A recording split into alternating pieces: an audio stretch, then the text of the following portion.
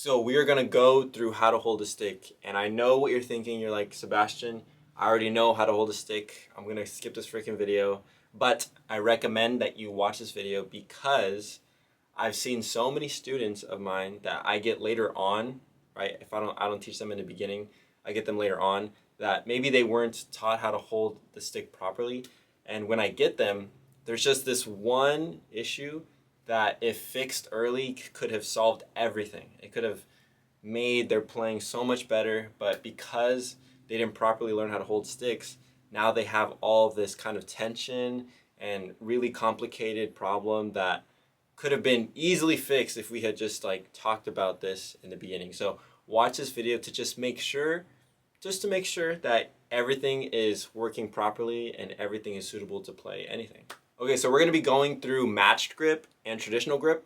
For the people that are match players, match meaning both hands are holding the stick the same way, and then traditional meaning the left hand is going to look a little more different than the right, more traditional on the left. And so anything we talk about on the right hand just apply to the left hand for all you matched folks. And so for matched, how I found that is the most beneficial is really catering to you, right? Really catering to how your individual finger length is, your individual size hand. The way I'm going to be talking about this will be tailored only to you. Okay, so what I want you to do is I want you to raise your right hand and kind of just let your arm dangle, or kind of let your hand dangle. Cool. And so what you're going to do is you're just going to slowly bring up your wrist, and your fingers will naturally do this curl. And this is my curl. And just notice that this curl is literally the way you hold sticks. Like that curl, if I were to move my wrist up, the fingers are doing this naturally. I'm just moving my wrist. Everything is moving naturally into that form that we want. So if I grab my stick and I just put my stick where my natural curl is, that's essentially where my hand placement is, right? So if again, let me do it vertically. So loose, I curl it to straight. So wrist isn't going back, it's just going straight. This is my curl.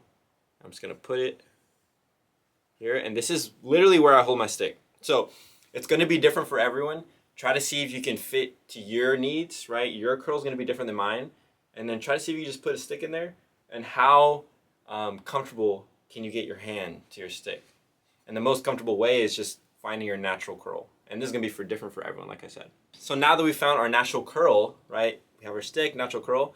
The next thing we want to do is make sure that the stick is an extension of our whole arm. And how we do that is if we have our stick in our hand, all you want to make sure is that the tip of the bead goes down your arm and to your elbow joint in one straight line, right? So I don't want any of this, right? If I follow the straight line of the stick, it's going out. You want to hold it in a way that's suitable so that the tip of the bead goes all the way down to your elbow. And why we want this is because, like I said earlier, we want the stick to be an extension of our hand. And so if we have our arm, the wrist is an extension of our hand is an extension of our wrist, and then our stick will be an extension of our whole arm. And so the easiest way that we're going to manipulate the stick is if we actually treat the stick like an extension of our arm. So now that we know how to hold the stick and the joint straightness, now we got to worry about the rotation of our hand. So there's no correct way, there's no wrong way. There's 3 different ways how we rotate our hand. When our thumb is up, that means French. So it's going to be a little more how Tiffany players would play.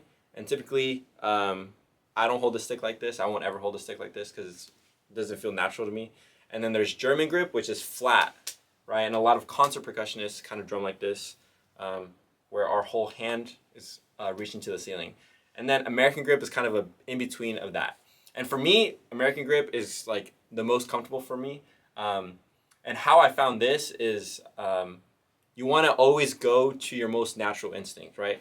I don't know if we ever handshake anymore, but when we handshake, if you think about handshaking someone, right? When you handshake someone, that natural curl is kind of where mine is. Like if I go out for a handshake, that curl, that's exactly where my hand placement is. So if you want to test that on your own, just pretend you're handshaking someone and find that natural kind kind of rotation of your hand, that's where you want to be.